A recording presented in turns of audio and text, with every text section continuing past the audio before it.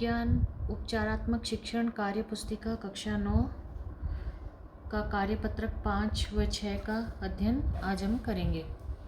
विषय वस्तु जीवन की मूलभूत इकाई। अधिगम बिंदु क्या है? कोशिका के चित्र में विभिन्न अंगों की पहचान एवं उनका नामांकन कर सकेंगे। संदर्भ कक्षा 8 अध्याय 8, कक्षा 9 अध्याय 5। प्रश्न संख्या इसकी सबसे पहले हम 1 देखेंगे। दिए गए जंतु कोशिका के चित्र में कोई 8 नामांकन कीजिए।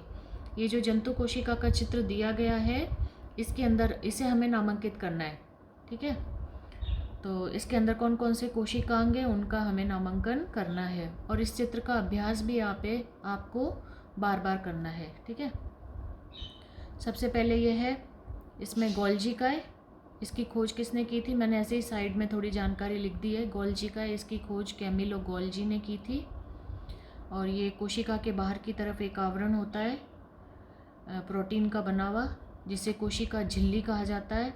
और ये कोशिका झिल्ली जो होती है ना, ये वर्णनात्मक और पारगम्य झिल्ली होती है। मतलब ये चयन करती है कि किस पदार्थ को अंदर आना है और कौन से पदार्थ को अंदर कोशिका के अंदर से बाहर जाना है। और ये जो प्रक्रिया इसके अंदर संपन्न होती है ना, ये विसरण के द्वारा होती है। जब किसी पदार्थ की सांद्रता अधिक बढ़ जाती है कोशिका के अंदर, तो वो अधिक सांद्रता से कम सांद्रता की ओर, मतलब कम सांद्रता बाहर की तरफ होती है और सांद्रता मान लो किसी पदार्थ की, जैसे कार्बन डाइऑक्साइड की सांद्रता अंदर बढ़ गई है ना, तो अधिक सांद्रता से कम सांद्रता की और वो कार्बन डाइऑक्साइड जो है उसको बाहर निकालना है, तो वो इस कोशिका झिल्ली के द्वारा बाहर निकल जाती है। जैसे मान लो ऑक्सीजन की सांद्रता बाहर की तरफ ज़्यादा हो गई और अंदर ऑक्सीजन की आवश्यकता है, यहाँ पे कम सांद्रता है, तो ऑक्सीजन जो है वो अंदर से बाहर की तरफ, बाहर से अंदर की तरफ चली जाती है, ठीक है। तो इस तरह से ये वर्णनात्मक पारगम्य झिल्ली, और भी अन्य जो पदार्थ होते हैं वो भी अंदर से बाहर और बाहर से अंदर की तरफ आते जाते रहते हैं। इसी तरह से इसमें लाइसोसोम भी पाए जाते हैं। लाइसोसोम जो होते हैं इसमें पाचक एंजाइम पाए जाते हैं और जो भी अपशिष्ट पदार्थ इसके अंदर होते हैं कोशिका के अंदर, उनके पाचन का कार्य करती है। और लाइसोसोम का आत्मघाती थैली भी कहा जाता है। इसमें केंद्रक होता है, मध्य में एक जंतु कोशिका के मध्य में एक केंद्रक होता है।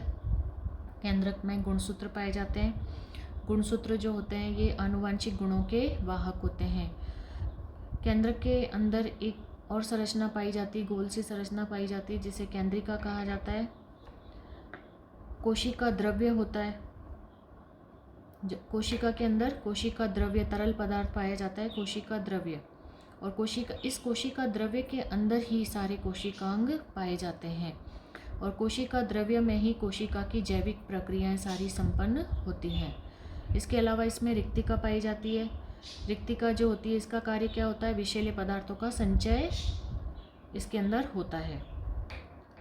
और माइटोकॉन्ड्रिया होती है इसके अंदर। माइटोकॉन्ड्रिया जो होती है कोशिका का शक्तिगृह कहलाती है और श्वसन क्रिया के द्वारा इसमें एटीपी का निर्माण होता है। एडिनोसिन ट्राइफॉस्फेट कहा जाता है, एटीपी की फुल फॉर्म यही होती है, ठीक है। तो ये जंतु कोशिका का चित्र हो गया।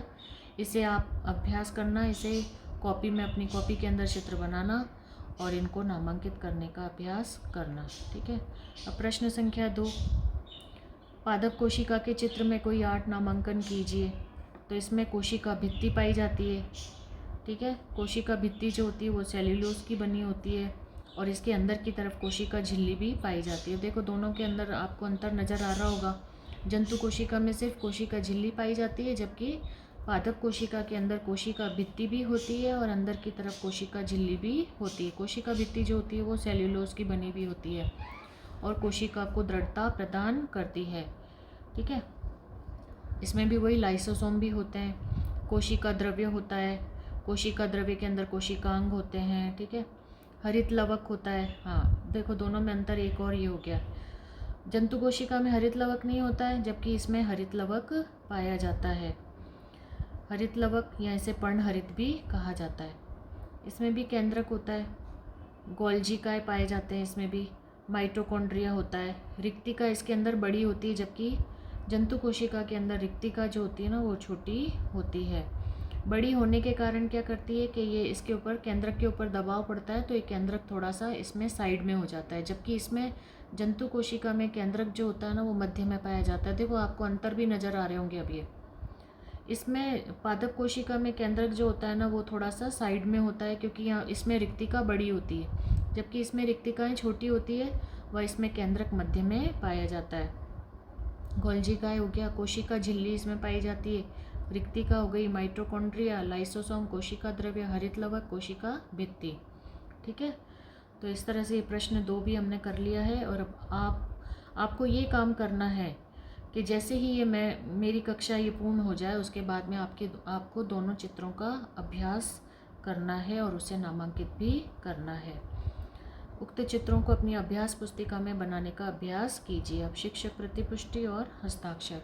अब कार्यपत्रक 5 होने के बाद अब हम कार्यपत्रक 6 का अध्ययन करेंगे। विषय वस्तु जीवन की मूलभूत इकाई, अधिगम बिंदु कोशिका की जानकारी, संदर्भ कक्षा 8 अध्याय 8, कक्षा 9 अध्याय 5। पहला प्रश्न है जंतु कोशिका के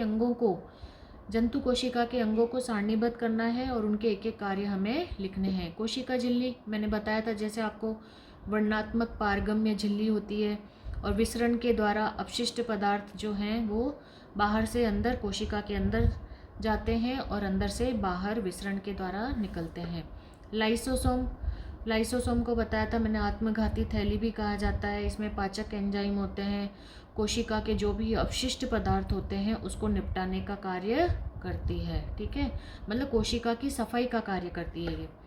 अब तीसरा है माइटोकॉन्ड्रिया, जीवन के लिए आवश्यक रासायनिक क्रियाओं के लिए ऊर्जा प्रदान करती है और ये ऊर्जा किस रूप में होती है? एटीपी के रूप में होती है। एटीपी का पूरा नाम होता है एडिनोसिन ट्राइफॉस्फेट। केंद्रक जो होता है ये कोशिका का मस्तिष्क कहलाता है। इसमें गुणसूत्र पाए जाते हैं और गुणसूत्र ये डीएनए के बने होते हैं और इसके अंदर जीन भी होते हैं। गुणसूत्रों के अंदर जीन होते हैं जो कि आनुवांशिक गुणों के वाहक होते हैं और इसकी खोज किसने की थी? मेंडल ने की थी जीन की खोज। कोशिका द्रव्य के बारे में बताई था मैंने कि जैसे पूरी जो कोशिका होती है, जंतु कोशिका हो या चाहे पादप कोशिका हो, उसके अंदर कोशिका द्रव्य पाया जाता है और कोशिका द्रव्य के अंदर ही विभिन्न कोशिकांग होते हैं और इसी के द्वारा कोशिका की जैविक प्रक्रियाएं संपन्न होती है। रिक्तिका जो मैंने बताया था, जो भी पदार्थ बनते हैं उनका संचय का कार्य करती है और उन्हें कोशिका से बाहर निकाल देती है। केंद्रिका मैंने बताया था आपको, केंद्रिका जो होती है आरएनए के द्वारा सूत्री विभाजन में भूमिका निभाती है। मतलब एक तो समसूत्री विभाजन होता है और एक अर्धसूत्री विभाजन होता है, तो ये सूत्री विभाजन के अंदर महत्वपूर्ण भूमिका निभाती है। गोल्जिकाए पदार्थों का संचय एवं स्थानांतरण का कार्य करते हैं। ठीक है, तो ये जंतु कोशिका के बारे में अंगों का सारणीबद्ध करना है और उनके कार्यों को हमें लिखना है। ठीक है, अब प्रश्न संख्या 2, पादप कोशिका के अंगों को सारणीबद्ध कीजिए व उनके एक एक कार्य लिखिए। अब इसमें मैंने बताया था, दोनों में आपको अंतर भी मैंने स्पष्ट किया था। जंतु कोशिका में कोशिका झिल्ली पाई जाती है, जबकि पादप कोशिका में कोशिका भित्ति पाई जाती है। तो कोशिका भित्ति जो होती है ना, ये सेल्यूलोज की बनी हुई होती है और ये कोशिका को संरचनात्मक दृढ़ता प्रदान करती है, मतलब एक तरह से सीमेंट जैसा कार्य करती है ये। फिर है हरित लवक, प्रकाश संश्लेषण के द्वारा भोजन निर्माण। आपने छोटी कक्षाओं में पढ़ा होगा कि ना हरित लवक जो होता है, हरित लवक सूर्य का प्रकाश, खनिज लवण, जल, इसके द्वारा प्रकाश संश्लेषण की क्रिया होती है और पादपों में पत्तियों के अंदर भोजन निर्माण की प्रक्रिया होती है। फिर है माइटोकॉन्ड्रिया में क्या होता है? कोशिका का शक्तिगृह कहलाता है ये और कोशिकीय शोषण द्वारा एटीपी का निर्माण होता है इसके अंदर और ये एटीपी के रूप में जो ऊर्जा होती है ना, ये हमारे शरीर के विभिन्न कार्यों को संपन्न करती है। गोल्जिकाए पदार्थों का संचय एवं स्थानांतरण करती है, विभिन्न प्रकार के पदार्थों का संचय करती है और उनके स्थानांतरण का कार्य करती है। और गोल्जिकाए के अंदर ही लाइसोसोम का निर्माण होता है, पाचक एंजाइमों का, हार्मोनों का निर्माण होता है इसके अंदर। गोल्जिकाए के बहुत सारे कार्य हैं और अंतःप्रद्रवी जालिका में बने पदार्थों का स्थानांतरण करती है गोल्जिकाए के द्वारा ही। कोशिका झिल्ली कोशिका झिल्ली के बारे में भी मैंने बताया था, पारगमन का नियंत्रण करती है ना, अपशिष्ट पदार्थों को बाहर ले जाएगी। जो जो जो ऑक्सीजन कार्बन डाइऑक्साइड के पारगमन पर नियंत्रण करती है। केंद्रक कोशिका का मस्तिष्क कहलाता है। इसके अंदर गुणसूत्र पाए जाते हैं जो कि आनुवंशिक गुणों के वाहक होते हैं। राइबोसोम ये अंतःप्रद्रवी जालिका के ऊपर पाए जाते हैं और ये प्रोटीन संश्लेषण का कार्य करते हैं। रिक्तिका में जो भी विषैले पदार्थ बनते हैं कोशिका के अंदर, उन पदार्थों का संचय करने का कार्य करती है। ठीक है, तो इस तरह से अब हमारा कार्यपत्रक 6 भी पूर्ण हो चुका है। और शिक्षक प्रतिपुष्टि, हस्ताक्षर, अगर आपको मेरा चैनल, मेरा पढ़ने का तरीका, पढ़ाने का तरीका पसंद आता है तो आप इसे सब्सक्राइब करें, लाइक करें, शेयर करें और कमेंट ज़रूर करें। धन्यवाद।